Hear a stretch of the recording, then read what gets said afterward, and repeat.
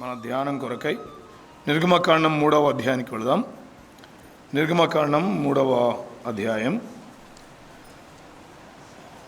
1 నుండి 8 వరకు ఉన్న వచనాలు చదువుదాం. అదే 3వ అధ్యాయం 1 నుండి 8 వరకు ఉన్న వచనాలు ఈ ఉదయకాల మధ్యాహ్న కాలం మన ధ్యానం కొరకు చదువుదాం. అయితే ఉదయం నేను ఒక్కడిని చదివాను, కానీ ఇప్పుడు అందరూ కలిసి చదువుదాం, సరేనా? కొంచెం మనం కలిసి చదివితే మనస్సు దాని మీద ఉంటుంది. రెండవది నిద్రమత్తు లేకుండా కూడా కొంచెం ఉంటుంది. అందరం దృష్టి పెడదాం. 3వ అధ్యాయం 1 నుండి 8 వరకు ఉన్న వచనాలు మనం అందరం కలిసి చదువుదాం. ఒక వచనం నేను చదువుతాను, ఒక వచనం మీరు, అలాగ మార్చి ఉత్తర ప్రత్యుత్తరాలుగా చదువుకుందాం. మోషే మిద్యాను యాజకుడైన ఇత్రోను తన మామ మందను మేపుచు ఆ మందను అరణ్యం అవతలకు తోలుకొని దేవుని పర్వతమైన హోరేబుకు వచ్చాను.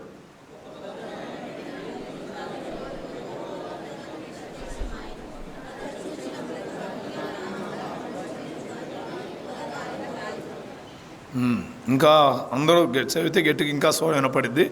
కొంతమంది చదవట్లేమో అనిపించింది. కొంచెం గట్టిగా చదువుదాం. చదవగలిగిన చదువుదాం. బాగా చదువుతున్నారు, ఇంకా కొంచెం గట్టిగా. అంటే చదవలే వాళ్ళు కూడా అందరూ చదవడానికి ప్రయత్నం చేద్దాం.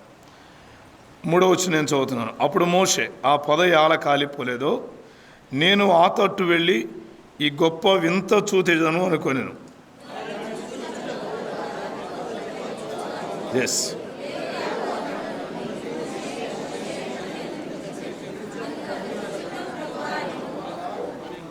అందుకు ఆయన, దగ్గరకు రావద్దు, నీ పాదముల నుండి నీ చెప్పులు విడువుము, నీవు నిలిచి ఉన్న స్థలము పరిశుద్ధ ప్రదేశము అనెను.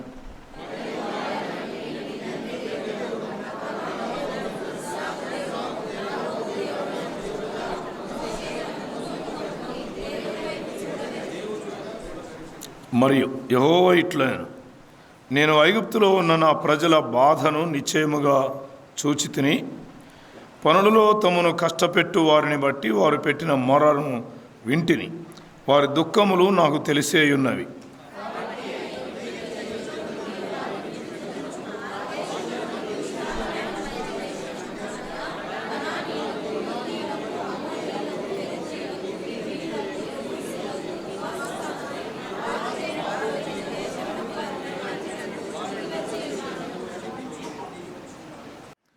ప్రభునందు ప్రియమైన సోదరులారా, సోదరులారా, ఉదయకాల వేళ దేవుని వాక్యాన్ని మనం ఆలకించడం కొరకై నిర్గమకాండం 3వ అధ్యాయం మొదటి 5 వచనాలు మనం చదువుకున్నాం. ఆ భాగముల నుండి ఒకే ఒక చిన్న పదాన్ని మనం మన ధ్యానం కొరకు తీసుకోవడానికి ప్రయత్నం చేశాం.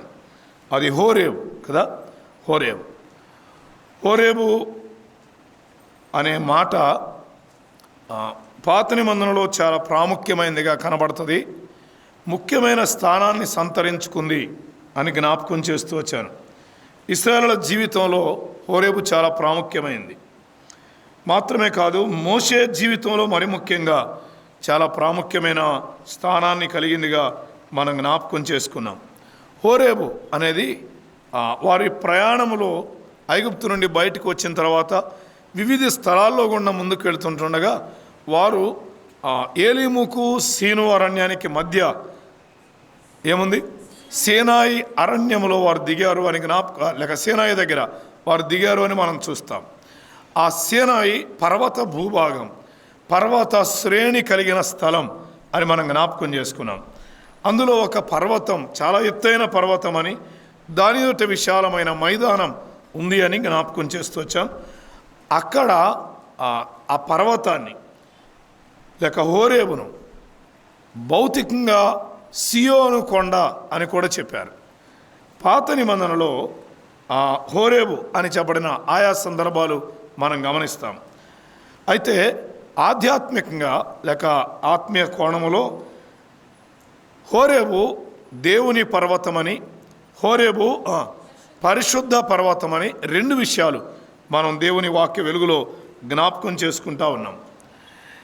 దేవుని పర్వతం అనే మాట దగ్గర ఉదయకాలం చిన్న వర్తమానాన్ని మనం ఆలకించగలిగాం. దేవుని పర్వతం హోరేబు దేవుని పర్వతం అని పిలువబడింది. మొదటది దేవుని పర్వతం కాదు, కానీ పేరు హోరేబే. కానీ ఎప్పుడు దేవుని పర్వతం అయింది? దేవుడు అక్కడ ఉన్నాడు కనుక. దేవుడు ఎక్కడ ఉన్నా ఆ స్థలానికి ఒక ప్రాధాన్యత సంతరించుకుంటుంది. దేవుడు ఎక్కడ ఉన్నా ఆ స్థలం ప్రాముఖ్యమైందే అని మనం గమనించవచ్చు. రెండవది, అది అంతకుముందు పరిశుద్ధ పర్వతం కాదు, కానీ ఇప్పుడు అక్కడ ఎవరున్నారు? దేవుడు, పరిశుద్ధుడైన దేవుడు ఉన్నాడు కదా. సో నీవు నిలుచున్నది పరిశుద్ధ స్థలం అని జ్ఞాపకం చేసిన మాట మనం ఆలోచన చేస్తూ వచ్చాం.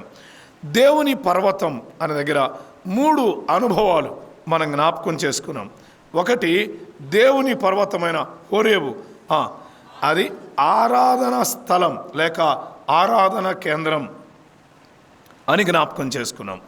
రెండవది, హోరేబు ఆనంద స్థలం లేక ఆనంద కేంద్రం. మూడవది ఆదరణ కేంద్రం. హోరేబులో ఎంత మంచి అనుభవాలు ఉన్నాయో జ్ఞాపకం చేసుకుంటే చాలా సంతోషించగలం. ఆరాధన, ఆనందం, ఆదరణ, ఈ 3 సమన్వయమే హోరేబు లేక దేవుని పర్వతం అని కూడా మనం జ్ఞాపకం చేసుకోవచ్చు. మంచిది. ఉదయకాలం లేక మధ్యాహ్న కాలం ఇదే భాగంలో నుండి మరొక కోణంలో మన దేవుని వాక్యాన్ని ఆలకించడానికి ప్రయత్నం చేద్దాం. హోరేబును గురించి మనం చదువుతుంటుండగా అటు సీనాయి కొండ కూడా, మనం సీనాయి పర్వతాన్ని కూడా హోరేబు అనే మాటలో మనం చూడగలిగితే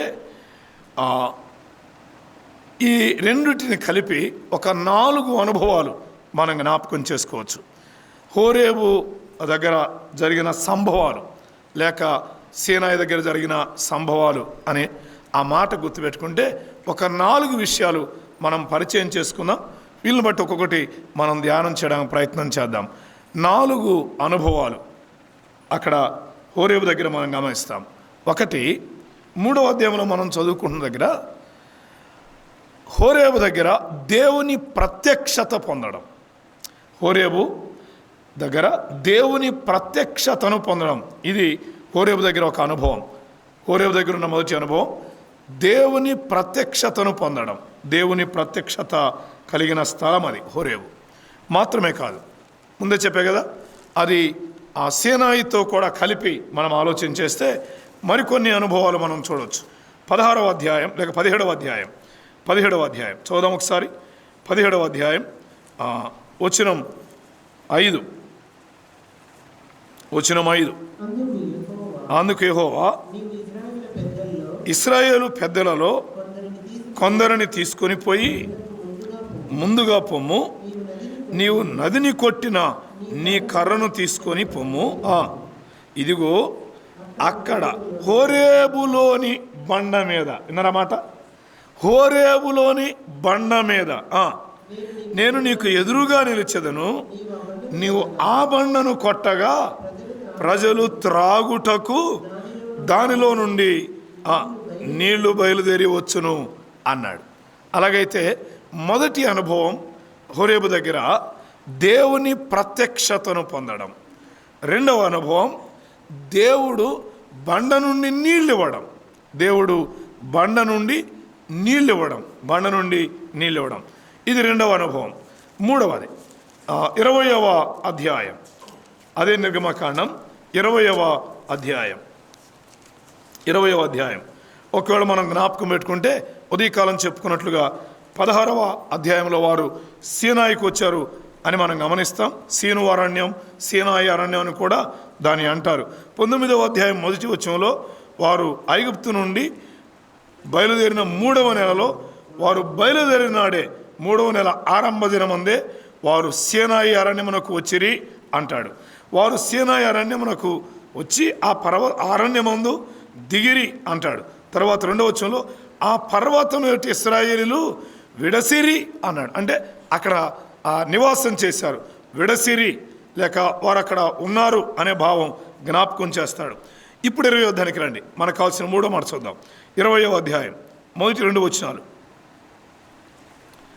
మొదటి వచనం చాలు. 20వ అధ్యాయం మొదటి వచనం, దేవుడు ఈ ఆజ్ఞలన్నీ వివరించి చెప్పాను.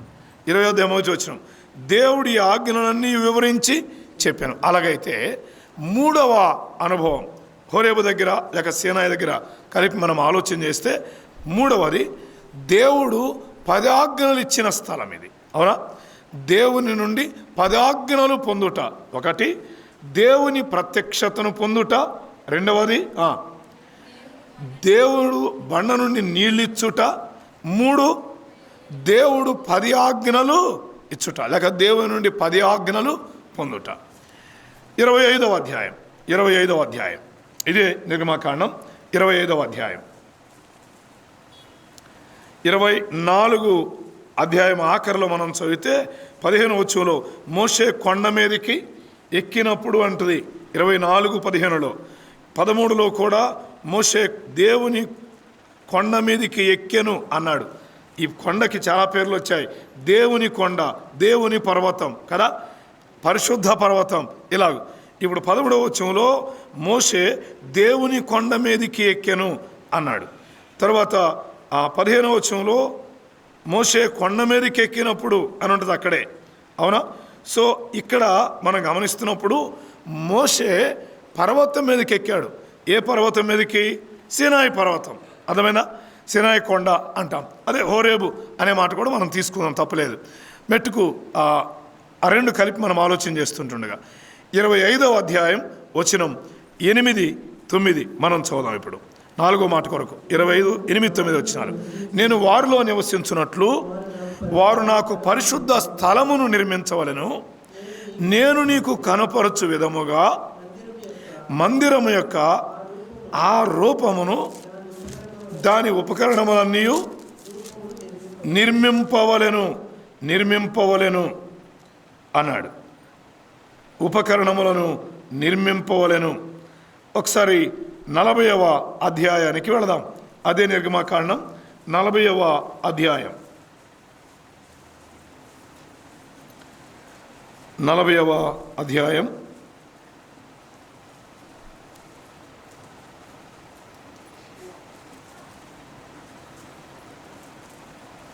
వచనం 33 చదువుదాం, లేక దానికంటే ముందుగా 16 చదువుదాం. 16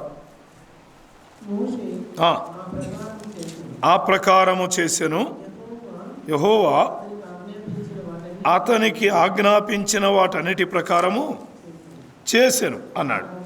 అంటే దాని అర్థం ఏంటి?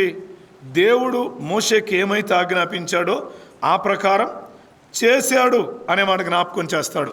అదే 39వ అధ్యాయంలో కూడా కొండ మీద ఆయనకు చూపించబడిన మాదిరి ప్రకారంగా మోషే చేసినట్లుగా ఆ మాటలు మనం జ్ఞాపకం చేసుకుంటాం. ఈ 2 వచనాలు 25వ అధ్యాయం 40వ అధ్యాయం మనం గమనిస్తే 25వ అధ్యాయంలో ఆయన అన్నాడు, నేను వారి మధ్య నివసించున్నట్లు ఒక పరిశుద్ధ స్థలమును నిర్మించాలి అని చెప్పాడు. ఎలా నిర్మించాలి? అది కూడా ఎలా నిర్మించాలి? చదివే కదా 9వ వచనం 25వ అధ్యాయంలో, నేను నీకు కనుపరచు విధముగా అన్నాడు. దేవుడు ఏ విధంగా అయితే చెప్పాడో ఆ విధంగా పరిశుద్ధ స్థలాన్ని నిర్మించాలి అనే మాట చెప్పాడు. అదే ప్రకారం 40వ అధ్యాయంలో మనం చదువుకున్న 16వ వచనం దగ్గర మోషే ఆ ప్రకారము చేశాను అనే మాట చూస్తాం. మోషే ఆ ప్రకారము చేశాను, యెహోవా అతనికి ఆజ్ఞాపించినట్లు చేశాను. ఈ 40వ అధ్యాయంలో సారి ఆ మాట జ్ఞాపకం చేయబడుతుంది. అంటే 4వది దేవుడు ఇచ్చిన పరిశుద్ధ స్థల నమూనా పొందుట. దేవుడు ఇచ్చిన పరిశుద్ధ స్థల నమూనాను పొందుట, ఇది 4వది. మరలా మీకు వరుసలో చెప్తాను. ఇప్పుడు మొదటిది దేవుని ప్రత్యక్షతను పొందుట. ఎక్కడ? హోరేబు దగ్గర. అలాగైతే హోరేబు దేనికి ప్రసిద్ధి అయింది? ప్రత్యక్ష స్థలం. రెండవది దేవుడు బండ నుండి నీళ్ళిచ్చుట, లేక దేవునిచ్చే బండ నుండి నీళ్లను పొందుట, ఎలాగైనా చెప్పుకోవచ్చు. మూడవది దేవుడు 10 ఆజ్ఞలు ఇచ్చుట, లేక దేవునిచ్చే 10 ఆజ్ఞలు పొందుట, దాన్నే దశాజ్ఞలు అని అంటాం. 4వది దేవుని చేత ప్రత్యక్షపు గుడారం యొక్క నమూనాను పొందుట అని చెప్పొచ్చు. కానీ నేను ప్రత్యక్ష గుడారం అని వాడలే, కానీ అక్కడ పరిశుద్ధ స్థల నిర్మాణం నమూనా పొందుట. ఆ మాటే చాలా బాగుంటుంది, విలువైంది. పరిశుద్ధ స్థల నిర్మాణం యొక్క నమూనాను పొందుట. ఇవి ఈ 4 విషయాలు ఈ భాగంలో మనం గమనిస్తాం. ఓకేనా? సో హోరేబు దగ్గర ఎంత అనుభవాలు ఉన్నాయో ఒక రకంగా చెప్పాలంటే నిర్గమాకాండం అంతా అయిపోయినట్టే. అర్థమైందా? నిర్గమాకాండం అంతా అయిపోయినట్టు అక్కడ 4 మాటల్లో. మొదటిది ప్రత్యక్షత, 2 నీళ్ళిచ్చుట, 3 10 ఇచ్చుట, 4 పరిశుద్ధ స్థల నమూనా నిర్మాణ నమూనా ఇచ్చుట. నిర్గమాకాండం అంతా ఇదే ఇంచుమించుగా. ఇంకా మిగిలినవి కొన్ని అక్కడ వాటికి జత చేయబడవచ్చు. ఎందుకు ప్రాముఖ్యమైనదిగా బండ అనే మాట కనపడుతుందంటే క్రొత్త నిబంధనలో ఆ బండ క్రీస్తే అని చెప్తాడే, ఆ బండ క్రీస్తే అని జ్ఞాపకం చేస్తాడే. సో దానిని చూపించడానికి అక్కడ ప్రాముఖ్యతను మనం గమనిస్తాం. రండి, ఈ మధ్యాహ్న కాలం హోరేబులో మోషే పొందిన ప్రత్యక్షత దగ్గర కొన్ని విషయాలు మనం ఆలోచన చేద్దాం. ప్రత్యక్షత దగ్గర నిర్గమాకాండం 3వ అధ్యాయం. ఈ 3 విషయాలు గుర్తుపెట్టుకుందాం. ప్రభుత్వమైతే ఆ 3ంటిని మొత్తం అంత వివరంగా కాదు కానీ కొంచెం టూకీగా మీ మనసులోకి తేవడానికి ఆ విషయాలు నేను ప్రయత్నం చేస్తాను. ముందుగా ప్రత్యక్షత దగ్గర మన విషయాన్ని ఈ మధ్యాహ్నం జ్ఞాపకం చేసుకోవడానికి ప్రయత్నం చేద్దాం. రండి, 3వ అధ్యాయం 1వ వచనం 2వ వచనం ఇప్పుడు చదువుకుందాం.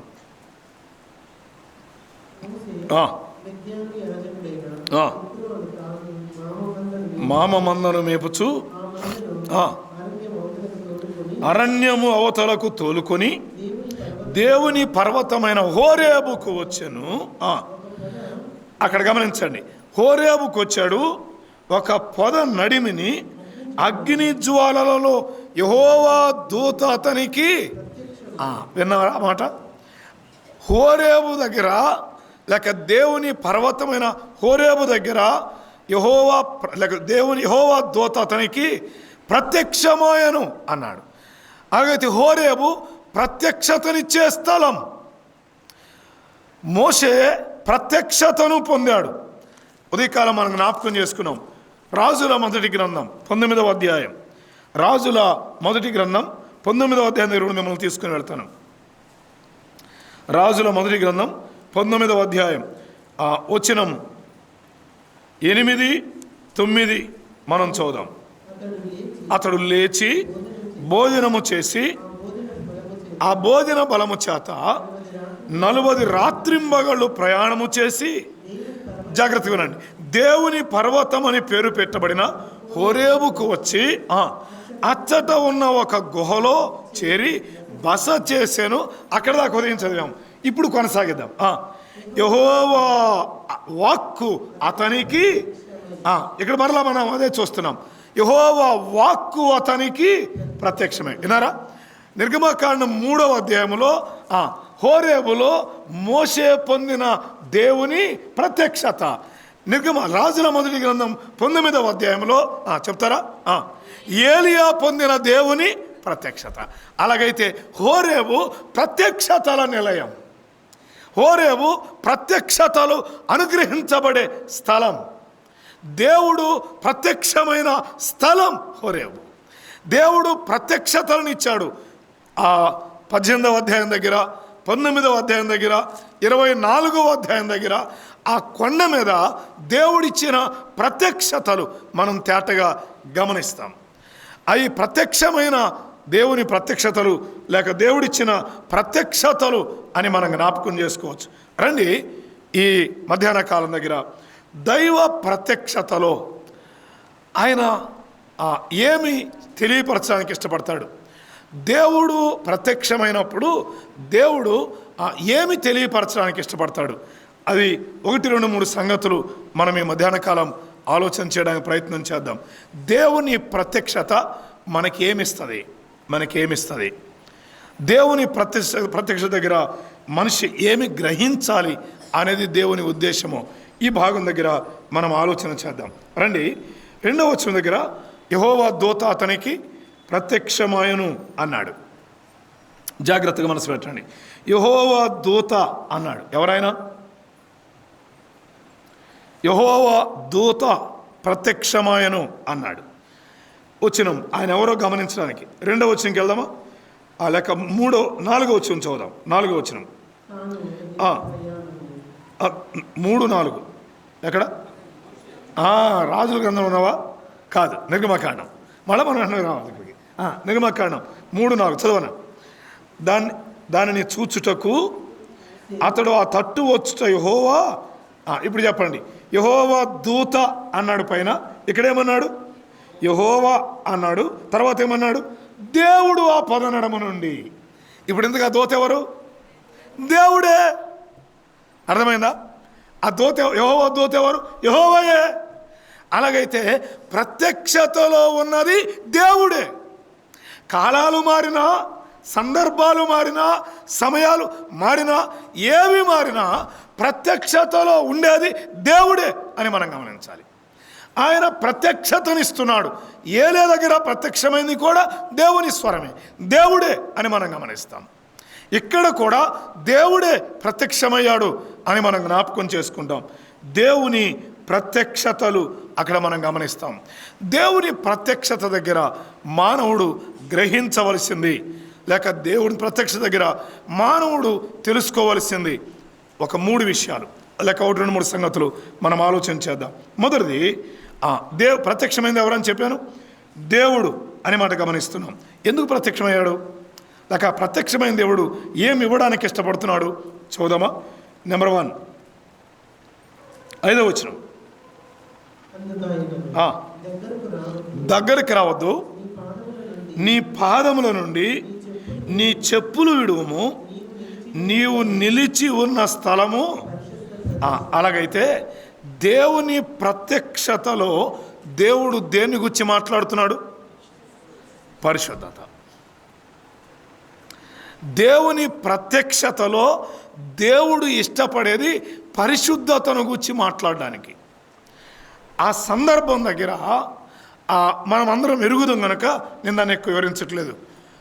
ఒక పొద ఉంది ఆ పర్వతం మీద, ఆ పొద మండుతుంది, కాలిపోలేదు.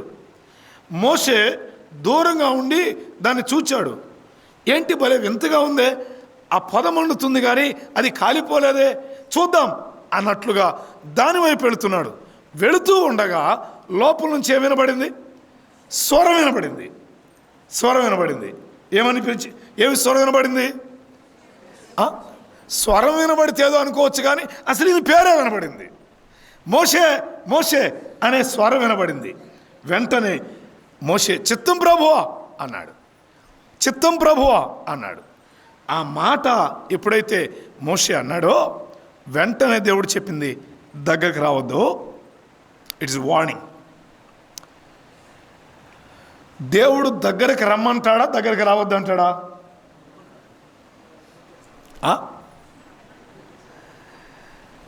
ప్రయాసపడి భారం మోసుకొనుచున్నా అబ్బా నా యొద్దకు రండి అంటాడు. కానీ మరి ఎక్కడేమన్నాడు? సో రమ్మనేది వాస్తవమే, దేవుడు రావద్దు అనేది కూడా వాస్తవమే.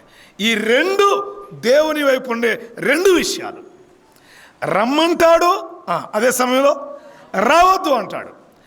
రమ్మని అనేది దేని కొరకు అంటే రక్షణ కొరకు. రక్షణ కొరకు రావాలి. కానీ రావద్దు అనే దగ్గర ఏముంటుందంటే పరిశుద్ధతగా జీవించాలని ఉంచాలని కోరుతాడు. అన్నమాట మరలా జ్ఞాపకం చేస్తాను. మలాకి గ్రంథంలో ఒక వచనం చదువుదామా? అది మీకు అక్కడ చదవడానికి వెళ్తే మనకు సహాయకరంగా ఉంటుంది. మలాకి గ్రంథం, మలాకి గ్రంథం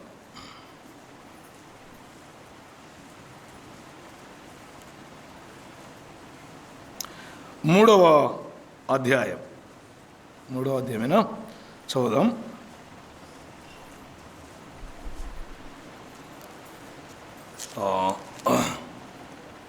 వచ్చిన జ్ఞాపకానికి రాలేదు త్వరగా. నా మందిరపు వాకెండ్లు మూయవాడు మీలో 3వ అధ్యాయం అనా? Right, thank you. ఆ వచ్చిన కొరకు చూస్తున్నాను. రైట్, చదువుదాం. పై భాగంలో 10వ భాగాన్ని గురించి చెప్తూ వచ్చాడు. మానవుడు దేవుని యొద్ద దొంగిలున అని చెప్తూ కిందికి వచ్చాడు. చదువుదామా? నా మందిరములో 10వ వచనం.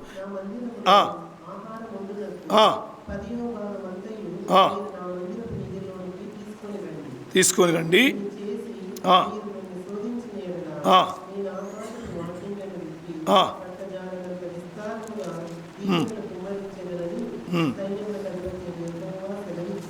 సెలవిస్తున్నాడు.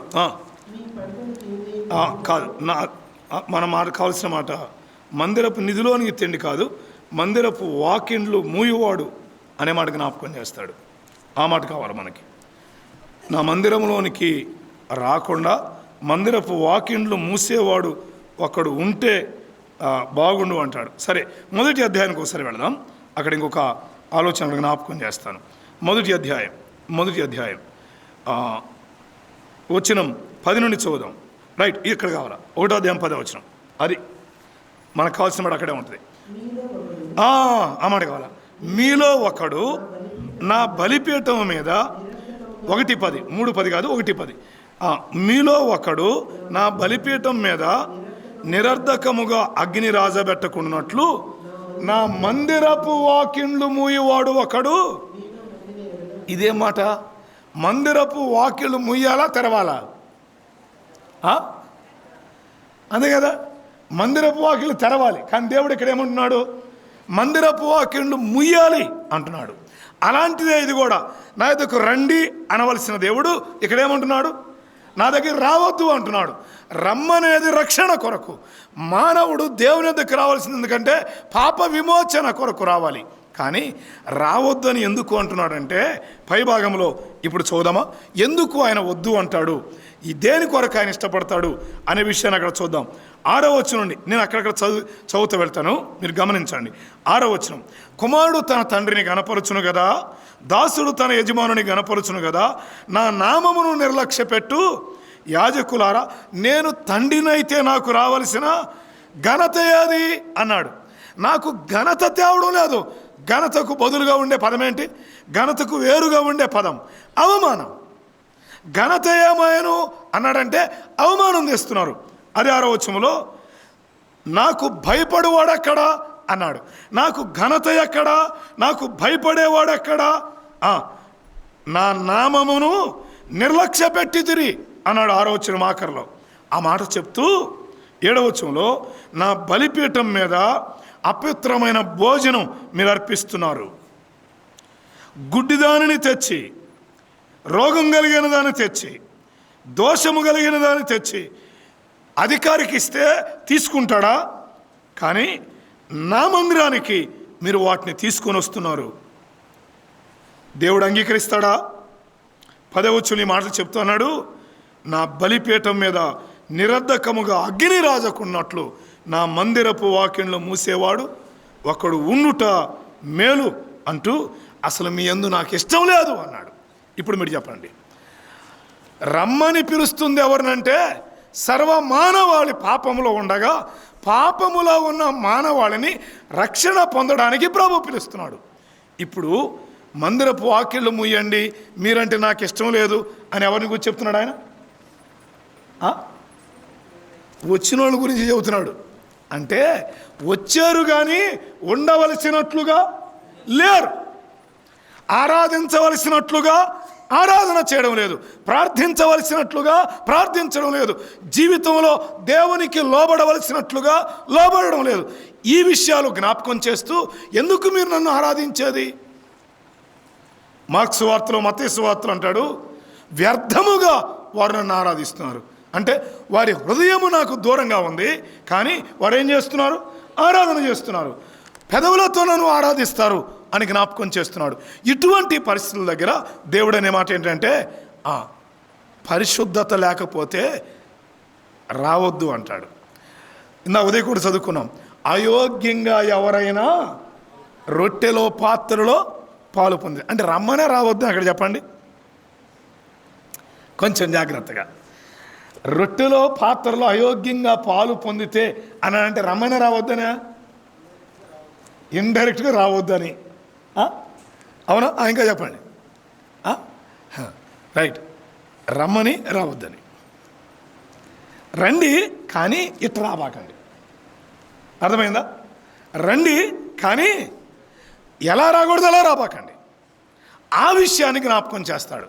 అదే క్రమంలో మోషే దగ్గర వాస్తవానికి మోషే ఆ గతాన్ని అక్కడ జ్ఞాపకం చేయాలి. మోషే ఒక వ్యక్తిని కొట్టి చంపి ఇసుకలో పూడ్చిపెట్టాడు. ఇటువంటి వానితో దేవుడు దేని గురించి మాట్లాడుతున్నాడు? నువ్వు నిలుచుంది పరిశుద్ధ స్థలం అబ్బాయి మోషే, ఎలాగంటే అలా వద్దాం అనుకున్నావేమో, అర్థమైందా? సో ఇది పరిశుద్ధ స్థలం అని జ్ఞాపకం చేస్తున్నాడు. దేవుడు పరిశుద్ధతను గూర్చి తన ప్రత్యక్షతలో తెలియపరచడానికి ఇష్టపడతాడు. పరిశుద్ధతే ఆయన ప్రత్యక్షత వెనుక ఉన్న ముఖ్యమైన ఉద్దేశమై ఉంటుంది. ఇది మొదటిగా ఈ భాగంలో మనం గమనిస్తాం. ప్రత్యక్షత వెనుక ఆయన ఇష్టపడేది ఏమిటి? పరిశుద్ధత. పరిశుద్ధత. దేవుడు ఎప్పుడు ఎక్కడ ప్రత్యక్షమైనా దేని కొరకు ప్రత్యక్షమవుతాడు? పరిశుద్ధ కొరకే. మీకు ఇలా జ్ఞాపకం చేస్తాను రండి, అది మనం తర్వాత ధ్యానం చేస్తాం. యోహాను రాసిన మొదటి పత్రిక 3వ అధ్యాయం, క్రొత్త నిబంధనలో ఆ మాట మనం జ్ఞాపకం చేసుకుందాం. 3వ అధ్యాయం 5వ వచనం చూద్దాం. యోహాను రాసిన మొదటి పత్రిక 3:5. ఆ మాట గమనిస్తున్నారా? పాపములను తీసివేయుటకై ఆయన ప్రత్యక్షమైన, ఇక్కడ కూడా ప్రత్యక్షత గమనిస్తాం. పాపములు తీసివేయుటకై ఆయన ప్రత్యక్షమయ్యను. అర్థమైందా? అట్లా ఎందుకు ప్రత్యక్షమయ్యాడు ఆయన? ఎవరెక్కడ ప్రత్యక్షమైంది? ప్రభువైన యేసుక్రీస్తు వారు కదా. దేవుడైన ఆయన మానవుడిగా ప్రత్యక్షమైన దగ్గర ఏమని జ్ఞాపకం చేస్తున్నాడు? పాపాలు తీసివేయడానికి. అంటే పాపాలు తీసివేయడానికి ప్రత్యక్షమయ్యాడు అంటే అర్థం ఏంటి? ఏమి ఇష్టపడుతున్నాడు ఆయన? పరిశుద్ధత. ఇదే మాట హెబ్రీ పత్రిక కూడా చూద్దామా? హెబ్రీ పత్రిక 9వ అధ్యాయం 26వ వచనం. 9:26 హెబ్రీ పత్రిక 9:26. 7 కాదు, మీరు 7:26 చెప్పారు. పవిత్రుడు నిర్దోషి. 9:26. అట్లైన ఎడల జగత్తు పునాది వేయబడింది మొదలుకొని ఆయన అనేక పర్యాయములు శ్రమ పడవలసి వచ్చును.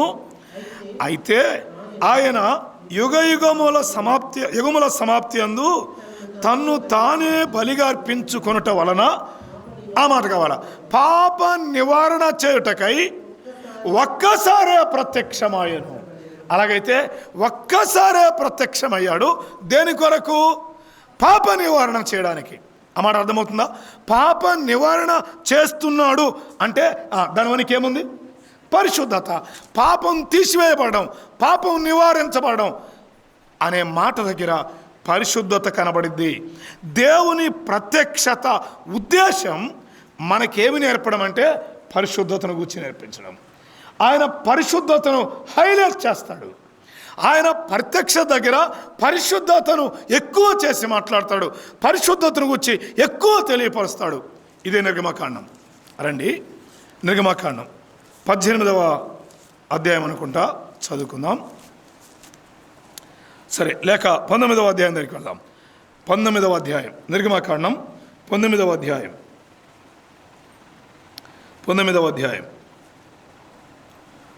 వచనం 10 నుండి చూద్దాం. మోషేతో నీవు ప్రజల యొద్దకు వెళ్ళి నేడును రేపును వారిని పరిశుద్ధపరచుము. వారు తమ బట్టలు ఉదుకొని 3వ నాటికి సిద్ధముగా ఉండవలెను. 3వ నాడు యెహోవా ప్రజలందరి కన్నుల ఎదుట సీనాయి పర్వతం మీదకి. అర్థమైంది మీకు అక్కడ? అంటే దేవుని ప్రత్యక్షత దగ్గర దేని గురించి మాట్లాడుతున్నాడు ఆయన? పరిశుద్ధతను గురించి మాట్లాడుతున్నాడు. పరిశుద్ధతను గురించి మాట్లాడుతున్నాడు. అర్థమైందా? దేవుడు ప్రత్యక్షత పరచబడే దగ్గర ఏ కోణంలోనైనా ఏ పరిస్థితుల్లోనైనా పరిశుద్ధతను గురించి మాట్లాడడం ఆయనకి ఇష్టం. ఆయన పరిశుద్ధతను గురించి తెలియపరచడం ఆయన ఇష్టపడతాడు. 12వ వచనం ఎంత తీవ్రంగా దాన్ని చెప్పాడంటే పరిశుద్ధత కొరకు. అదే 12వ వచనం 19-12. నీవు చుట్టూ ప్రజలకు మేర ఏర్పరచి మీరు ఈ పర్వతం ఎక్కవద్దు. ఎంత వివరంగా చెప్తున్నాడు చూడండి. ఈ పర్వతం ఎక్కవద్దు, దాని అంచును ముట్టవద్దు, భద్రము సుమి.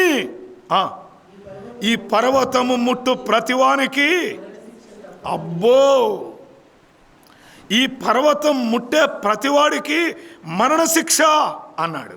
14వ వచనం. అప్పుడు మోషే పర్వతము మీద నుండి ప్రజల ఎదుగు దిగి వచ్చి ప్రజలను పరిశుద్ధపరచగా.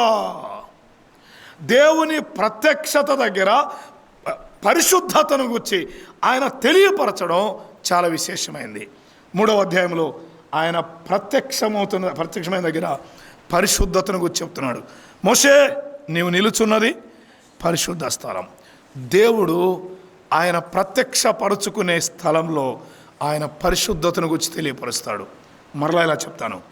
హోరేబే స్థలం అదే ఇందా చెప్పే కదా ఉదయకాలం.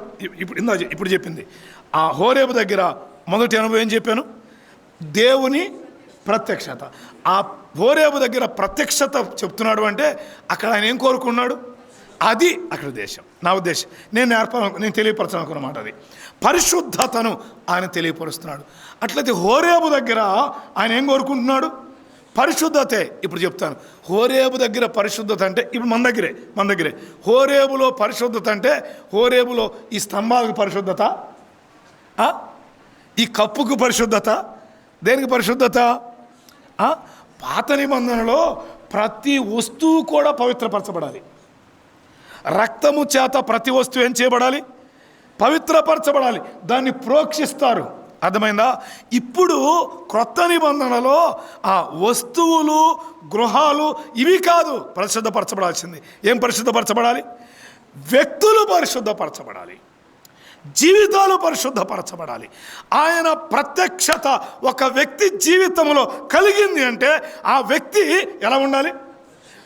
మస్ట్ బి హోలీ, పరిశుద్ధుడై ఉండాలి. ఒక వ్యక్తి హృదయంలోనికి ప్రభు ప్రత్యక్షత ఇస్తున్నాడు అంటే పరిశుద్ధుడుగా ఉండాలి. ఇంకా తేటగా చెప్తాను. ఇందా చెప్పానే, నా యొద్దకు రండి అన్నాడు. అవునా? ఎవరైనా ఆయన్ని చేర్చుకుంటే, అయ్యా ఎవరైనా ఆయన హృదయంలో చేర్చుకుంటే అక్కడేం జరిగిద్ది? ఆ స్థలం ఏమైద్ది? పరిశుద్ధమైద్ది. అర్థమవుందా? మీకు ఒక మాట ఇలా జ్ఞాపకం చేస్తాను. లూకా సువార్త 19వ అధ్యాయంలో యేసు ప్రభువు ఎక్కడ ఉన్నాడు? 19వ అధ్యాయంలో హోరేబులో లేడు సుమా, ఎరికోలో ఉన్నాడు. అవునా? ఎరికోలో ఆ ప్రాంతాన్ని వెళుతూ ఉండగా జక్కయ్య అనే వ్యక్తి కదా, ఆయన చూడాలనుకున్నాడు, చూడలేకపోయాడు. మెట్టుకు త్వరగా వెళ్ళాడు, ఒక చెట్టు ఎక్కాడు. అక్కడ చూద్దాం అనుకుని ఆయన్ని అక్కడ కూర్చొని చూస్తూ ఉన్నాడు. ఇప్పుడు యేసు ప్రభు అక్కడికి వచ్చిన తర్వాత అలా తాళ పైకి ఎత్తి చూసి ఏమన్నాడు? జక్కయ్య త్వరగా దిగు, నేడు నీ ఇంటికి నేను రావాలి, లేక నేను నీ ఇంట్లో ఉంటా అన్నాడు. అది ప్రత్యక్షత. నేను నీ ఇంట్లో ఉంటా, తేలిక అర్థం చేసుకోవడానికి నేను నీ ఇంట్లో ఉంటా అన్నాడు. ప్రభు అక్కడికి వచ్చాడు. ప్రభు మాట్లాడలేదేమి, కానీ జక్కయ్య ప్రభుతో ఏమన్నాడు? ఆయన ప్రత్యక్షత అతని అంతరంగానికి ఏమిచ్చింది? మార్పునిచ్చింది, పశ్చాత్తాపాన్ని ఇచ్చింది. That is called holiness. ఒక భక్తుడు అంటాడు, నిజమైన విశ్వాసం పశ్చాత్తాపంతో స్టార్ట్ అయ్యిందంట. నిజమైన విశ్వాసం పశ్చాత్తాపంతో స్టార్ట్ అయింది, ప్రారంభమైంది. అంటే దేవుని మాట ద్వారా, ఆయన మాట ప్రత్యక్షమైన ఆయన వాక్యం మనం వినబడుతున్నా ఆ వాక్య ప్రత్యక్షత వ్యక్తి అంతరంగాన్ని దేని వైపు మళ్ళించింది? పరిశుద్ధ వైపు. ప్రభు ఆ ఇంట్లోకి వెళ్ళగానే జక్కయ్య మనసంతా గలిబిలైపోయింది, అతని పాపం అంతా అర్థమైపోయింది. ఆయన ప్రత్యక్షత పశ్చాత్తాపాన్ని ఇచ్చింది, పాపాన్ని ఒప్పింపజేసింది, పరిశుద్ధతను ఇష్టపడింది. అర్థమైందా? అందుకే అన్నాడు, నేను ఎవరి యొద్ద దేనినైనా తీసుకుంటే చూసి ఏడంతగా చేశానో, ఎవరికి ఎంత ఇయ్యాలో లెక్కలేసి ఎత్తాలి అన్నాడా? అసలు ఏమన్నా ఒకటే మాట చెప్పాడు. ఏమన్నాడు? ఎవరి యొద్దైనా ఎక్కువ తీసుకుంటే నేను 4 అంతలు చెల్లిస్తా. ఇది పశ్చాత్తాపం, ఇది మారు మనసు, ఇది పరిశుద్ధతకు అవసరమైన ఆలోచన. ఆగుదాం. సో మొదటిది ప్రత్యక్షత దగ్గర దేవుడు ఏమిస్తాడు? వ్యక్తి జీవితంలో ఏమి ఇష్టపడతాడు? పరిశుద్ధత. నేను అంటాను, నీకు నాకు ఎన్నో రీతులుగా దేవుడు తన వాక్య ప్రత్యక్షతను ఇస్తున్నాడు. ఇస్తున్నాడు ఇట్లేదా? ఈరోజు మనకి అమ్మా అయ్యా ఏ ప్రత్యక్షత ఇస్తున్నాడు మనకి? వ్యక్తి ప్రత్యక్షత, వాక్య ప్రత్యక్షత. సరే, స్వరూప ప్రత్యక్షత, స్వర ప్రత్యక్షత. స్వరం కూడా అంటే మళ్ళీ రాత్రిపూట నిద్ర లేనబడేది కాదు, పొరపాటు పడారు. ఇప్పుడు పొరపాటున ఎవరైనా నిద్రపోతే మరి యేసుప్రభు కల్లో కనపడతాడు అండ జీవితారు పోయి ఇంటికి వెళ్ళి నిద్రలో ఏమని చెప్పి ఏమీ లేదు అర్థం కాదు. స్వర ప్రత్యక్షత అంటే ఈరోజు ఆయన స్వరం ఎక్కడి నుంచి వినబడుతుంది? ఆయన వాక్యము నుండి. ఆయన వాక్యమే ఆయన స్వరం. ఆయన తన వాక్యం ద్వారా మనతో మాట్లాడతాడు. పూర్వకాలం ముందు నానా సమయములలో నానా విధములుగా మన పితరులతో మాట్లాడిన దేవుడు ఈ దినములు అంతమందు తన కుమారుని ద్వారా, అంటే కుమారుడు అంటే యోహాను సువార్త 1:12, ఆ వాక్యము శరీరధారి అయి, ఆ కుమారుడే ఆ వాక్యం, ఆ వాక్యమే కుమారుడు. సో వాక్యం ద్వారా మనతో ఆయన మాట్లాడతాడు. ప్రకటన గ్రంథంలో ఆయనకు వాక్యమును నామముంది అని జ్ఞాపకం చేస్తాడు. వాక్యం ద్వారా ఆయన మాట్లాడతాడు. ఎన్నిసార్లు, నా ప్రశ్న అర్థం చేసుకోండి, ఎన్నిసార్లు వాక్య ప్రత్యక్షత దేవుడిస్తున్నాడు? దేవుడు ఎన్నిసార్లు దర్శనమిస్తున్నాడు తన వాక్యం ద్వారా? మనలో పరిశుద్ధత ఏర్పడుతుందా? మనలో పరిశుద్ధత కలుగుతుందా? పరిశుద్ధతకు స్థానం ఇస్తున్నామా? అసలు దేవుడు మన నుండి ఏం కోరుకుంటాడు? పరిశుద్ధత మాత్రమే. నీ చందా కోరుకోడు ఆయన, నీ వస్తు వాహనాలు కోరుకోడు ఆయన. మధ్యాహ్నం కదా నిద్ర వచ్చిందని చెప్పాను కదా, ఆనుకోబాకండి, ఆనుకుంటే పూనుకునిద్ది. గోడకు ఆనుకోవద్దు, కుర్చీలకు ఆనుకోవద్దు. కొంచెం వినడానికి ప్రయత్నం చేయండి. కింద కూర్చున్న వాళ్ళు ఆనుకోకుండా వాళ్ళు చాలా అలర్ట్గా అన్నారు. అర్థమైందా? ఆనుకుంటే పూనుకునేదాన్నే ఏంటిది నిద్ర పూనుకుంటుంది. అర్థమైందా? పొరపాటున దెయ్యం పూనుకునేది అనుకున్నారు. నిద్ర అనే దెయ్యం పెద్ద దెయ్యం. సరేనా? ఓకే, రండి. ఇప్పుడు వాక్య ప్రత్యక్షత దేవుడు మనకిస్తున్నప్పుడు ఆ వాక్య ప్రత్యక్షత మన జీవితాలను ఏం చేయాలి? పరిశుద్ధపరచాలి. అసలు ఈ గ్రంథానికి ఉన్న పేరేంటి? అంటే అది పరిశుద్ధ గ్రంథములో ఉన్న వాక్య ప్రత్యక్షత మన దగ్గరికి వస్తున్నప్పుడు, ఆ వాక్యం మనతో మాట్లాడుతున్నప్పుడు మనలో ఏం కావాలి? పరిశుద్ధత ఏర్పడాలి. పరిశుద్ధత ఏర్పడాలి. అవును, ఆ పరిశుద్ధత ఏర్పడుతున్న ఆ క్రమం దగ్గరే చదువుదామా? లేవ్యాకాండములో ఇలా జ్ఞాపకం చేస్తాడు. 11వ అధ్యాయం 44 చదువుతారా? 11:44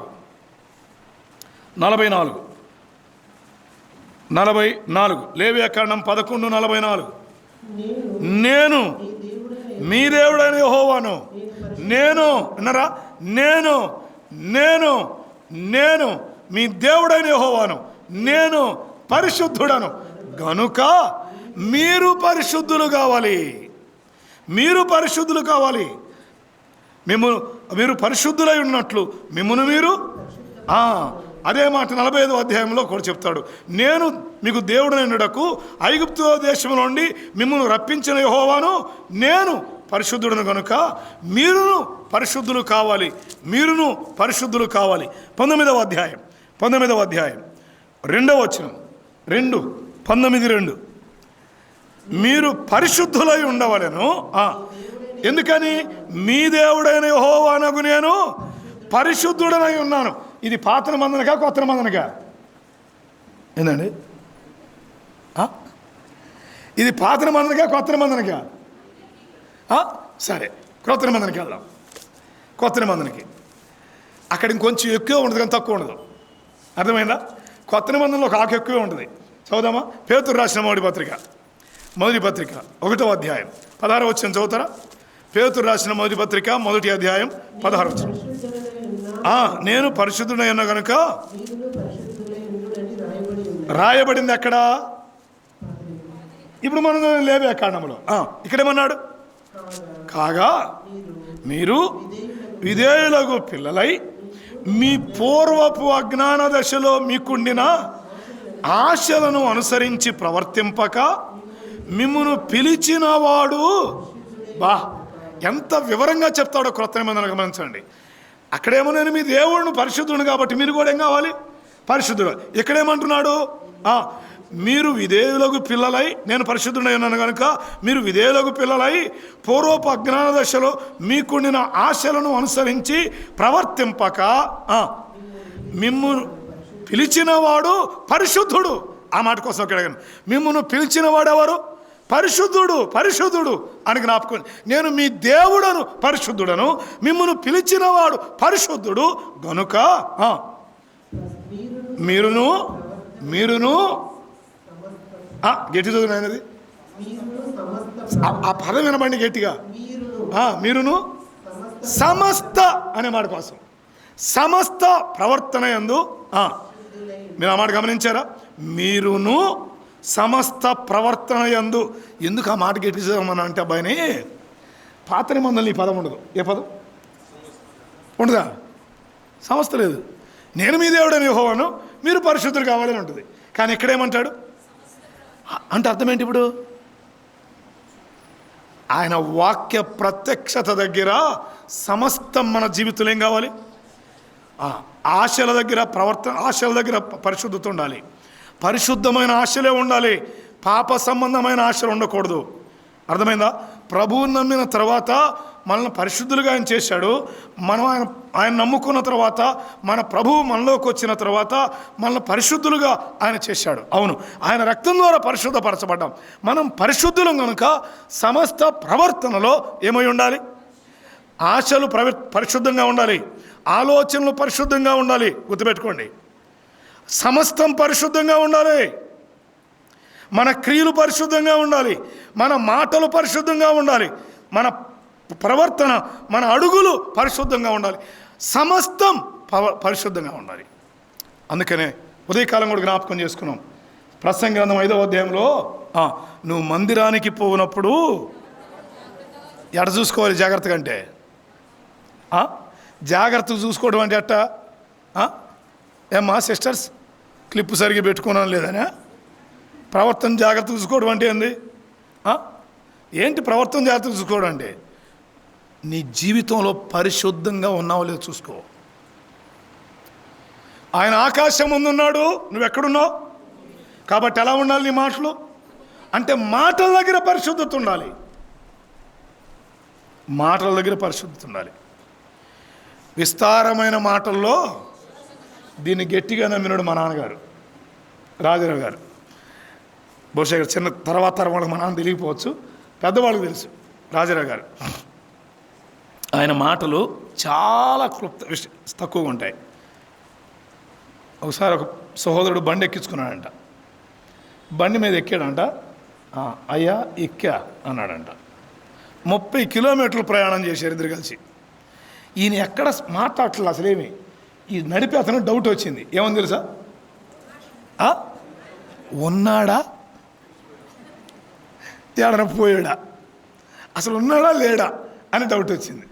డౌట్ వచ్చి వెనక్కి తిరిగి చూశాడు. వెనక్కి తిరిగి చూస్తే ఉన్నాడు, కానీ మాట్లాడలే. తీరా 30 కిలోమీటర్ల దగ్గరికి వెళ్ళిన తర్వాత అక్కడ బండి ఆపాడు. ఆయన ఆపిన తర్వాత దిగి అయ్యా దిగా అన్నాడంట. అక్కడేమన్నాడు? అయ్యా ఎక్కా. ఇక్కడేమన్నాడు? ఎన్ని కిలోమీటర్లు? 3 కిలోమీటర్లు కూడా కాదు, 3 నిమిషాల్లో మనం 3000 మాటలు మాట్లాడతాం కావాలంటే. అవునా? ఎన్ని మాటలు మాట్లాడతామో. ఎందుకు ఆ మాట నానంటే రాజారావు గారు దాన్ని ఫాలో అయ్యారు నాన్నగారు అని. విస్తారమైన మాటలు ఏముంటుంది? కొన్నిసార్లు కుటుంబంలో అనవసరంగా మాట్లాడుకొని చెడ్డ మాటలు కూడా నోటికి వస్తాయి. బూతులు ఉంటాయి కొన్నిసార్లు, అబద్ధాలు ఉంటాయి కొన్నిసార్లు. మాటలు జాగ్రత్తగా ఉండాలి. ప్రవర్తన దగ్గర చూపులు జాగ్రత్తగా ఉండాలి. అవునా? మన నడవడి జాగ్రత్తగా ఉండాలి, పరిశుద్ధంగా ఉండాలి. ఆగుదాం. సో మొదటిది, ఆ ప్రత్యక్షత దగ్గర దేవుడు ఏం కోరుతున్నాడు? ఆయన పరిశుద్ధతను కోరుతున్నాడు. ఎందుకు?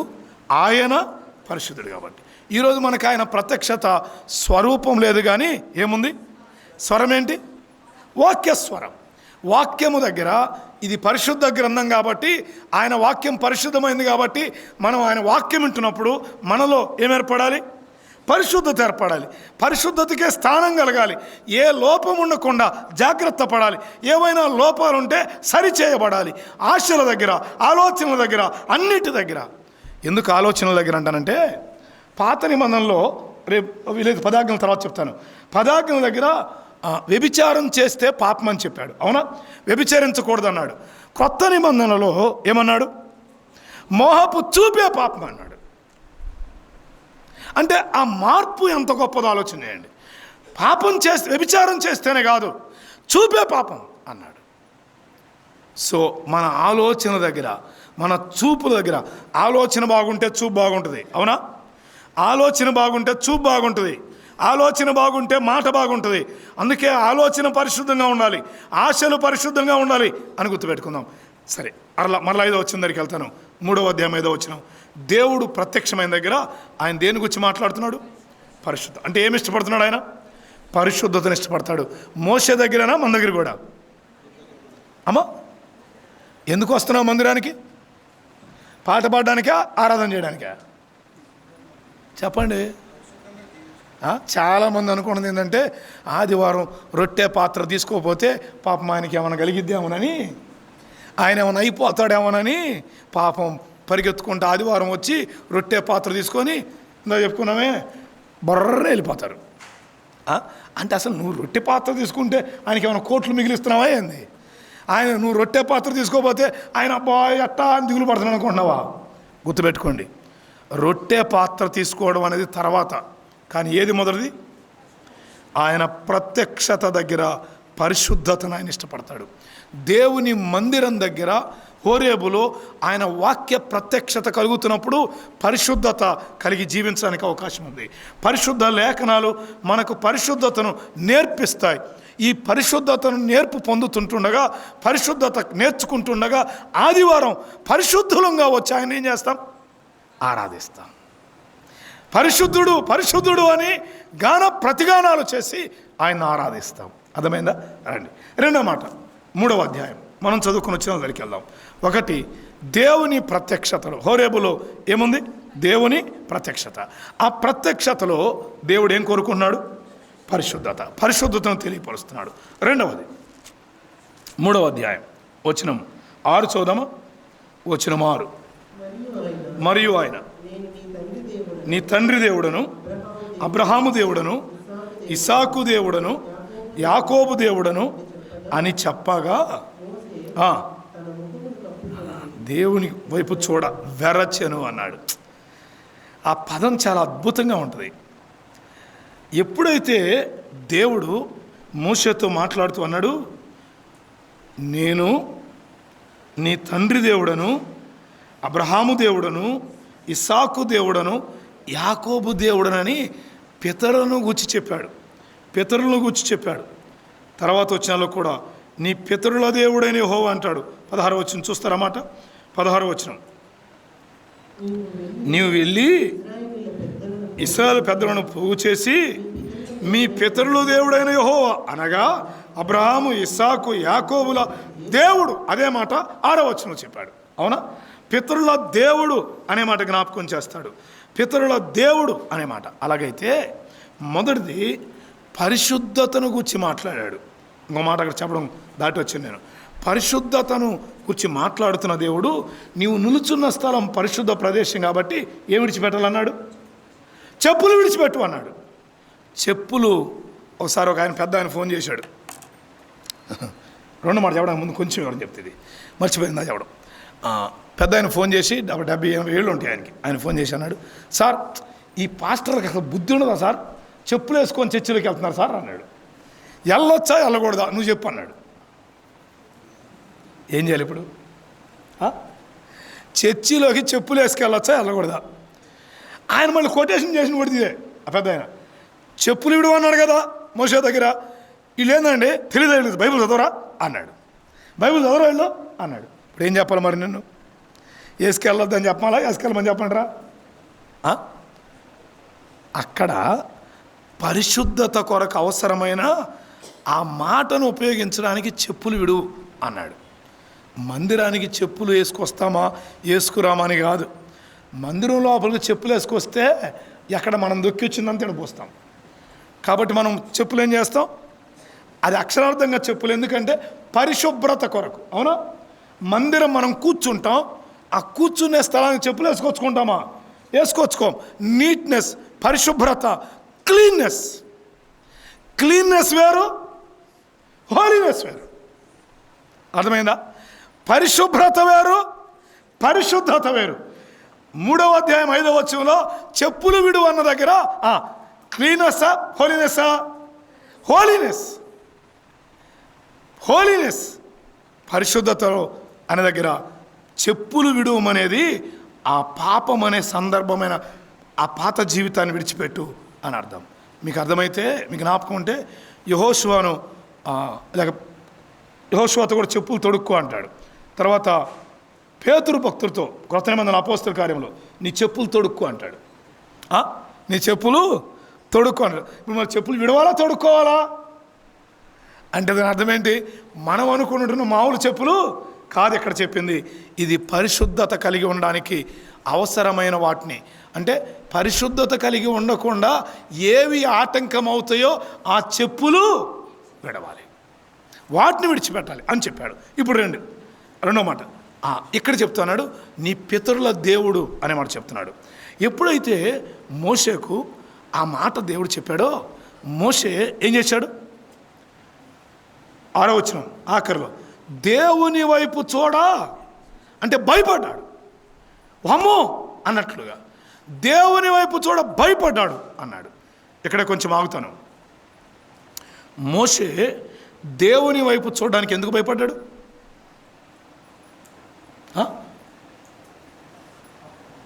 కాదు, పాపం సంగతి అయిపోయింది అంటే అక్కడ ఆయన ఎవరో తను తెలియపరుచుకున్నాడు. ప్రత్యక్షతలో ఒకటి పరిశుద్ధతను గురించి మాట్లాడతాడు, 2 తనను గూర్చి తెలియపరుస్తాడు. ఆయన ఎవరో తెలియపరుస్తాడు. ఆయన ఎవరో చెప్పినప్పుడు మోషేకి ఏం కలిగింది? అది ఆయన ఎవరో అర్థమైనప్పుడు భయం కలిగింది. యెషయా గ్రంథం 6వ అధ్యాయం, ఇది కూడా ప్రత్యక్షతే. యెషయా గ్రంథం 6వ అధ్యాయంలో ఎవరు పొందిన ప్రత్యక్షత? అది యెషయా పొందిన ప్రత్యక్షత. యెషయా పొందిన ప్రత్యక్షత 6వ అధ్యాయం మొదటి వచనం చదువుదామా?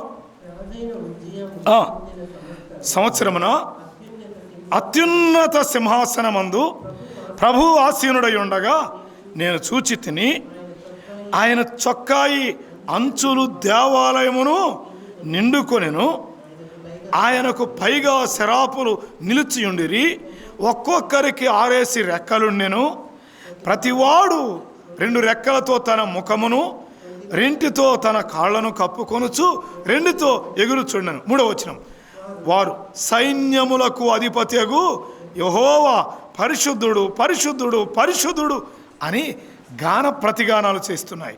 సర్వలోకము ఆయన మహిమతో నిండి ఉంది అని గొప్ప స్వరముతో ఏం చేశారు? గాన ప్రతిగానములు చేశారు అన్నాడు. ఈ మాటలు గమనిస్తూ ఉండగా అక్కడ పరిశుద్ధత అనే మాట కనపడుతుంది. ఆయన పరిశుద్ధుడుగా గమనం చేయబడుతున్నాడు. అంటే యెషయాకు ఆయన ఎవరో అర్థమయ్యాడు, ఆయన అత్యున్నతుడు అని అర్థమయ్యాడు, సింహాసనమందు ఆసీనుడైన ప్రభువుగా ఆయన గ్రహిస్తున్నాడు. అంత మాత్రమే కాదు, ఆయన సైన్యములకు అధిపతియగు యెహోవాగా అర్థమవుతుంది, ఆ ప్రత్యక్షతలో చూడగలుగుతున్నాడు. మరి విశేషంగా ఆయన ఎలా చూడగలుగుతున్నాడు? పరిశుద్ధుడుగా ఆయన చూడగలుగుతున్నాడు.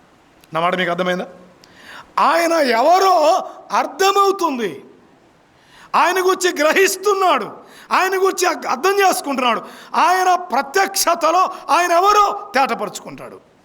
గమనించండి, 6వ అధ్యాయంలో వచనం 5 ఒకసారి చదువుదామా? 6:5 యెషయా గ్రంథం.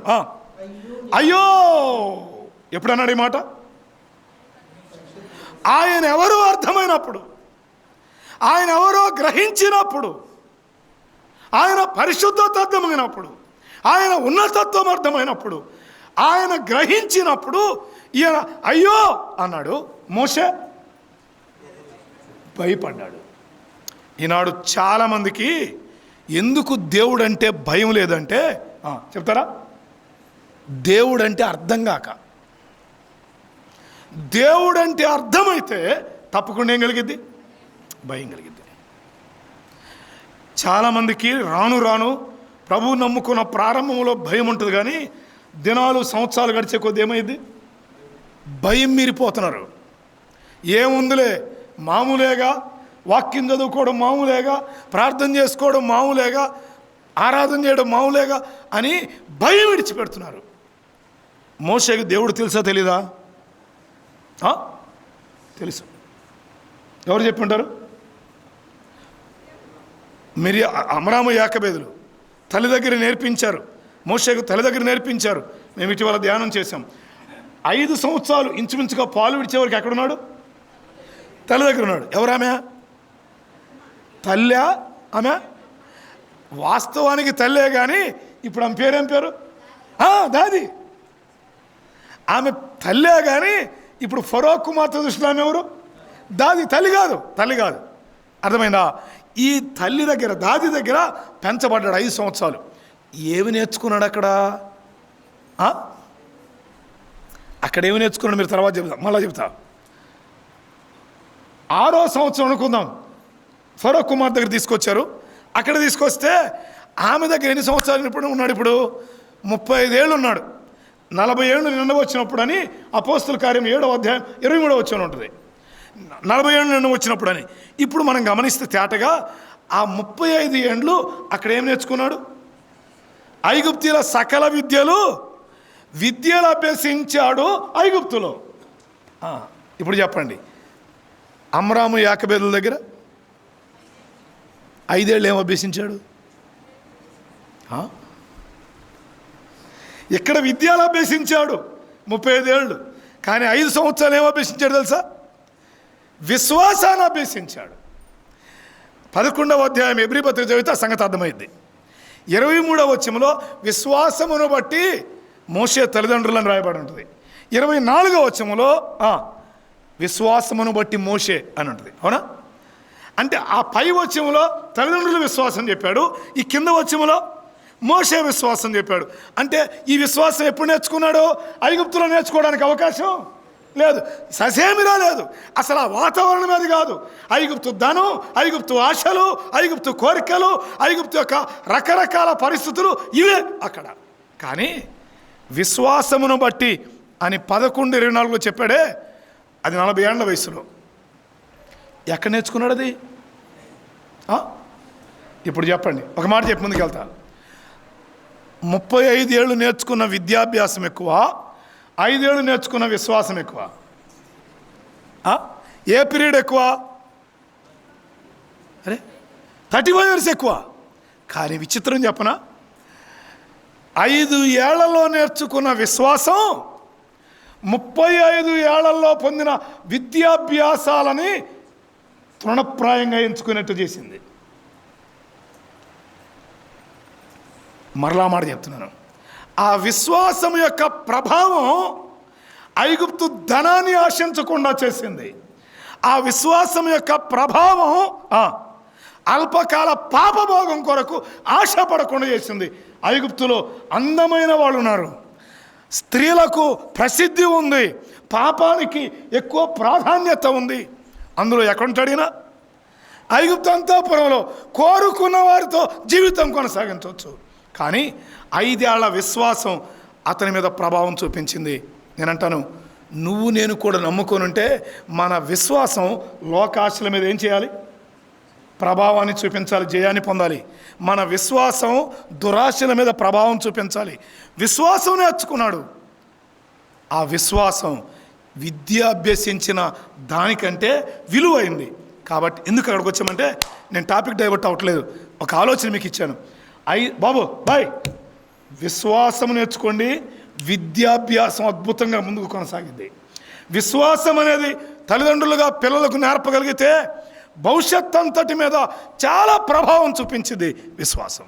నేనంటాను, ఆ చిన్నప్పుడు నేర్పించవలసిన విశ్వాసం పిల్లలకు నేర్పించకపోతే తల్లిదండ్రులు పెద్ద అయిన తర్వాత వాళ్ళు నేర్చుకోవడానికి ప్రతిసారిగా అవకాశాలు ఉండవు. బైబిల్లో చెప్పిన మాట, బాలుడు నడవలసిన ఈ విషయంలో ఈ వచనం ఎవరి దగ్గర నెరవేరింది? మోషే తల్లి దగ్గర నెరవేరింది. మోషే తల్లి ఆ కార్యం చేసింది. కాబట్టి పిల్లలకు ఆ విద్యాభ్యాసం కానీ ముందు విశ్వాసాన్ని నేర్పించండి. విద్యాభ్యాసానికి పంపించేది ఎప్పుడు? ఇప్పుడు 6 ఏళ్ళ దాకా ఎవరు ఆగుతున్నారమ్మా? 6 ఏళ్ళ దాకా ఆగేవాళ్ళు లేరు.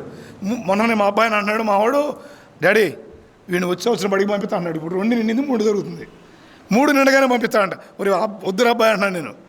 కాదు డాడీ ప్లే స్కూల్లోకి వేస్తామన్నారు. 3 ఏళ్లకే ఏం చేస్తున్నారు పిల్లల్ని?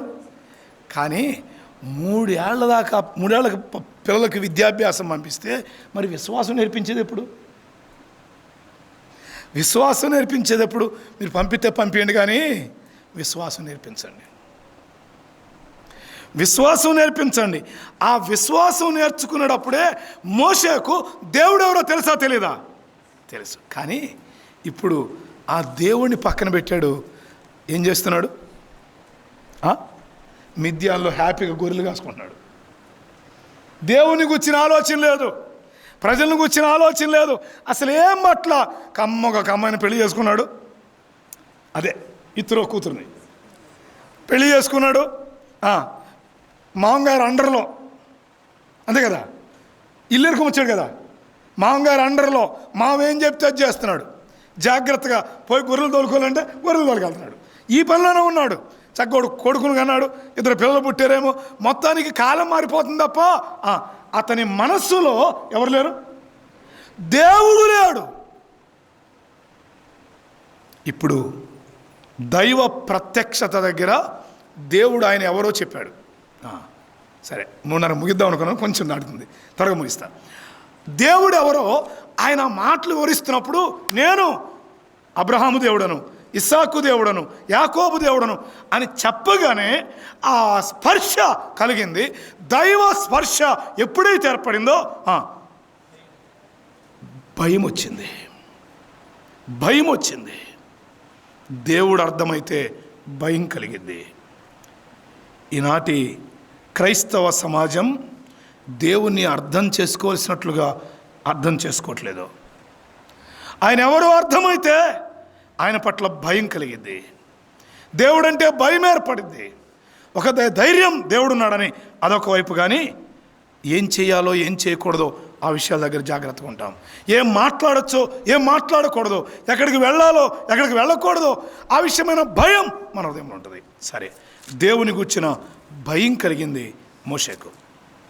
సో మొదటిది ప్రత్యక్షతలు ఏమిస్తాడు దేవుడు.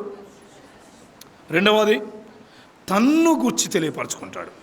దేవుడు ఎవరో అర్థం చేసుకోవాలని ఇష్టపడతాడు. మరలా మాట చెప్తున్నాను, పరిశుద్ధతను మనం కలిగి ఉండాలని ఇష్టపడతాడు. రెండవది దేవుడు ఎవరో అర్థం చేసుకోవాలని ఇష్టపడతాడు. ఆయన గురించి పరిచయం చేసుకోవడానికి ఇష్టపడతాడు. ఆయన అర్థమైతే జీవితాలు ధన్యమవుతాయి. ఒక భక్తుడు అంటాడు, ఆరాధికునికి అర్థం కావాల్సింది ఎవరు? ఆరాధికునికి అంటే ఆరాధించేవాడికి అర్థం కావాల్సింది ఎవరు? ఆరాధింపబడేవాడు అర్థం కావాలి. అది అర్థమైతే అసలు మోకాళ్ళు గజగజ వంచి సాగిల పడి ఆయన్ని బ్రతిమల ఆయన స్తుతిస్తాం. ఆయన అర్థమైతే, ఆయన పరిశుద్ధత అర్థమైతే, ఆయన ఔన్నత్యం అర్థమైతే ఆయన్ని ఘనంగా ఆరాధిస్తాం. ఆయన అర్థం కావాలా, దేవుడు అర్థం కావాలా. అందుకనే ఆయన ఎవరో అర్థమయ్యారు కాబట్టి పెట్టెలు విప్పి ఏం చేశారు? ఎవరు అమ్మయ్య పక్కింటి వాళ్ళు అంటారు అనుకున్నా. జ్ఞానులు ఏమి విప్పారు? పెట్టెలు విప్పారు. ఏం తెచ్చారు? బంగారము, వెండి, సాంబ్రాణి. తక్కువైనా విలువైనవా సార్? మేము కూడా తెస్తాం సాంబ్రాణి రేపు నుంచి అంటారా? తేబాకండి ఊరు పొరపాటునాడికి. బంగారము, వెండి, సాంబ్రాణి ఇవన్నీ విలువైనవి కదా. ఆ విలువైన వాటితో దేవుణ్ణి ఏం చేశారు? ఆరాధించారు. ఆయన అర్థం కావాలి. మన జీవితాలకు వాక్యం ద్వారా పరిశుద్ధత అర్థం కావాలి. రెండవది ప్రభు అర్థం కావాలి, దేవుడు అర్థం కావాలి. మూడో మాట చెప్పి ప్రార్థన చేస్తా. మూడవది వచనం 3వ అధ్యాయం 6-7 నుండి చదువుదాం. 7 నుండి చిన్న తలంపిచ్చి ఆగిపోతాను. మరియు యెహోవా ఇట్లా నేను చాలే అయిపోయింది. 3వ మాట మరియు యెహోవా ఇట్లా. నెంబర్ 1 ప్రత్యక్ష దగ్గర ఏం చూసాం? పరిశుద్ధతను ఇష్టపడతాడు. రెండవది ఆయన పరిచయం చేసుకోవడానికి ఇష్టపడతాడు. మూడవది మోషేతో యెహోవా లేక మరియు యెహోవా ఇట్లా నేను అన్నాడు. అంటే ప్రత్యక్షతలో ప్రభు సందేశం ఇవ్వడానికి ఇష్టపడతాడు. అయిపోయింది వర్తమానం. ఏమిస్తాడు ఆయన? సందేశం ఇవ్వడానికి ఇష్టపడతాడు. ఆయన ప్రత్యక్షం అయ్యాడు అంటే, లేక ఆయన వాక్యం మనకు అందిస్తున్నాడు అంటే ఆయన ఏమి ఇవ్వడానికి ఇష్టపడతాడు? సందేశం. నిర్గమకాండంలో ఆయన సందేశం ఇచ్చాడు. రాజుల మొదటి గ్రంథం 19వ అధ్యాయంలో లేక 18వ అధ్యాయంలో ఏలియాకు ప్రత్యక్షమైనది కదా, అక్కడ కూడా సందేశం ఇచ్చాడు. యెషయా గ్రంథం 6వ అధ్యాయంలో దేవుడు యెషయాకు ప్రత్యక్షమైనప్పుడు దేవుడు ఏమిచ్చాడు? యెషయాకి సందేశం ఇచ్చాడు.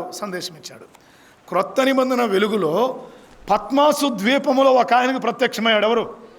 యోహానుకు. అక్కడ కూడా ఏం చేశాడు? సందేశం ఇచ్చాడు. సంగముల కోసరము సందేశం. అది అర్థమైందా? ఆయన ఎప్పుడు ప్రత్యక్షమైనా ఏమి ఇవ్వడానికి ఇష్టపడతాడు? ఆయన సందేశం. ఏ వాక్యం ద్వారా కాదు, ఎప్పుడు మనం కూడికొచ్చినా ఆయన తన వర్తమానం ద్వారా లేక ఆయన లేఖనాల ద్వారా మనకు సందేశం ఇస్తాడు. ఇక్కడ మోషేకు దేవుడు ఇచ్చిన సందేశం ఏంటి? మోషేకు దేవుడు ఇచ్చిన సందేశం ఏంటంటే అక్కడ చెప్పాడు. 7వ వచనం చదువమ్మా, ప్రార్థన చేద్దాం. ఇట్లా నేను 3:7 నేను ఐగుప్తులో ఉన్న నా ప్రజల బాధను నిశ్చయంగా చూచితిని, పనులలో తమను కష్టపెట్టు వారిని బట్టి వారు పెట్టిన మొరను వింటిని, వారి దుఃఖములు నాకు తెలిసే ఉన్నవి. కాబట్టి ఐగుప్తీయుల చేతిలో నుండి వారిని విడిపించుటకు ఆ దేశములో నుండి విశాలమైన మంచి దేశమునకు నడిపించుటకు నేను దిగి వచ్చాను. వచ్చిన మాకర్లేదే కదా, నడిపించుటకు. నిర్గమకాండం అంతటికి ముఖ్యమైన వచనం 3:7 అంటారు. 3:7 ఈ నిర్గమకాండం అంతటికి ముఖ్యమైన వచనం. ఆ తర్వాత 6వ అధ్యాయం 6వ వచనం కూడా దానికి సంబంధించిన ముఖ్య వచనమే అని జ్ఞాపకం చేస్తారు. 3:7లో ఏం చెప్పాడంటే ఆయన ఇచ్చిన సందేశం ఏంటంటే నేను విడిపించడానికి నడిపించడానికి దిగి వచ్చాను. ఈ కార్యం చేయడానికి 10వ వచనం దానికి కలిపితే హలో అమ్మా 10వ వచనం దాన్ని కలిపితే రమ్ము నిన్ను పంపిస్తా. ఆయన సందేశం ఇస్తున్నది ఏంటంటే నేను వారిని నడిపిస్తా. ఎక్కడికి? వారిని ఐగుప్తులను నడిపిస్తా. ఎక్కడ నడిపిస్తా? పాలు తేనెలు ప్రవహించు దేశాన్ని నడిపిస్తా, మంచి దేశానికి నడిపిస్తా అని జ్ఞాపకం చేస్తున్నాడు. అయితే ఈ కార్యం చేయడానికి నాకెవరు కావాలి? ఎవరు కావాలి? మోసే. సరే, నువ్వు కూడా కావాలి. మోసే కావాలి. దేవుని పని ఎప్పుడు ఆయన ఏ కార్యం చేసినా ఎవరి ద్వారా చేస్తాడు? ఆయన వ్యక్తుల ద్వారా చేస్తాడు. అర్థమైందా? వ్యక్తులను ఉపయోగిస్తాడు. మాట వినకపోతే అప్పుడు పశువులు చేత చేపిస్తాడు. అర్థమైందా? బిలాం మాటల్లా గాడిద పని పెట్టింది. ఇప్పుడు గాడిదకి పని చెప్పాడు. కాబట్టి మనం మాట వినకపోతే దేవుడు చేయాల్సినట్టు చేస్తాడు. కానీ దేవుని పని చేయడానికి ఆయన కార్యం చేయడం ఇష్టపడుతున్నాడు. ఆ సందేశం తెలియపరిచాడు. ఇదిగో నేను వారిని నడిపించాను దిగి వచ్చా అని చెప్పి రమ్ము, నువ్వు వెళ్ళి ఆ ప్రజలను తోడుకొని రావాలి, నువ్వు కావాలి. అలాగైతే ఆ రోజు మోషేను పిలిచాడు వారిని నడిపించడానికి. ఇది సందేశం. క్రొత్త నిబంధనలో మానవాళ్ళని విడిపించి ఎక్కడి నుంచి? పాపము నుండి విడిపించి పాలు తేనెలు ప్రవహించే దేశానికా? కాదు. ఎక్కడికి? పరలోకం తీసుకొని వెళ్ళడానికి ఆయన ఎవరినిచ్చాడు? తన కుమారునే ఇచ్చాడు. యేసు ప్రభు నమ్ముకోవాల్సింది. ఎందుకంటే పాపము నుండి విడిపించబడి పరలోకం చేరడానికి. ఇంకా ఈ కూడికలో ఎవరైనా యేసు ప్రభువుని నమ్ముకోకపోతే ఇప్పుడైనా యేసు ప్రభువుని నమ్ముకోండి. ఆయన బిడ్డలుగా తీర్చబడితే పరలోకానికి చేర్చబడతాం, పరలోకానికి వెళతాం. ఇది సందేశం. వారిని నడిపించడానికి నేను దిగి వచ్చాను అన్నాడు. యెషయా దగ్గర అన్నాడు, నువ్వు వెళ్ళి ఈ ప్రజలకు ఈ వర్తమానం చెప్పు అన్నాడు. వీళ్ళు క్రొవ్విన వాళ్ళు, మనస్సు క్రొవ్వింది, నా మాట వినడం లేదు అని వారిని గురించి చెప్తున్నాడు. ఏలియా కూడా చెప్పాడు, నువ్వు వెళ్ళు, నింషిని రాజుగా అభిషేకించు, నీకు బదులుగా ఎలీషాను ప్రవక్తగా చేయి. పద, సందేశం అది. ఎప్పుడు కూడా దేవుడు సందేశం ఇవ్వకుండా ఆయన ప్రత్యక్షత ఇవ్వడు. సో ఈ మధ్యాహ్న కాలం హోరేబులో ఏముంది? దేవుని ప్రత్యక్షత ఉంది. ఈ ప్రత్యక్షత ఎందుకు? నెంబర్ 1 పరిశుద్ధతకు, 2 ప్రభువును గురించి తెలుసుకోవడానికి, 3 ప్రభు ఇచ్చే సందేశం గ్రహించడానికి.